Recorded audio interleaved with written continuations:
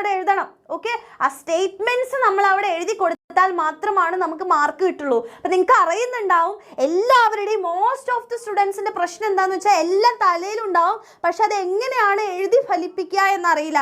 അല്ലെങ്കിൽ എഴുതുന്ന സമയത്ത് നമ്മുടെ മനസ്സിലുള്ള പകുതിയാണ് നമ്മുടെ പേപ്പറിലേക്ക് വരുള്ളൂ, അല്ലെങ്കിൽ പേപ്പറിലേക്ക് എഴുതുന്ന സമയത്ത് ബുദ്ധിമുട്ടായിട്ട് ഫീൽ ചെയ്യും. അപ്പൊ അതുകൊണ്ടാണ് നിങ്ങൾ എന്ത് ചെയ്യേണ്ടത്, അത് കൃത്യമായിട്ട് എഴുതി തന്നെ പഠിക്കണം. ഇപ്പൊ നിങ്ങൾക്ക് മിസ് പറയുന്നതൊക്കെ കേൾക്കുമ്പോൾ നിങ്ങൾക്ക് ഇതൊക്കെ എനിക്കറിയാമെന്ന് നിങ്ങൾക്ക് തോന്നും. പക്ഷേ ക്വസ്റ്റ്യൻ പേപ്പർ ഇങ്ങനെ എടുക്കുന്ന സമയത്ത് മറ്റേ കട്ടപ്പനയിലെ ഋത്തിക് റോഷന്റെ അവസ്ഥയായിരിക്കും, അല്ലെങ്കിൽ ആ അവസ്ഥയിലെങ്കിലും നമുക്കിങ്ങനെ ആ മറ്റേ സാധനമില്ലേ, ഏതൊരു സിനിമയിൽ ഇങ്ങനെ പാട്ട് പാടാൻ അങ്ങനെ എനിക്കറിയാം അല്ലേ, അയ്യോ അങ്ങനെ പോരട്ടെ, പക്ഷെ പോരില്ല. അപ്പൊ അതുകൊണ്ട് എന്ത് ചെയ്യുക, എഴുതി പഠിച്ചില്ലെങ്കിൽ പോരൂല.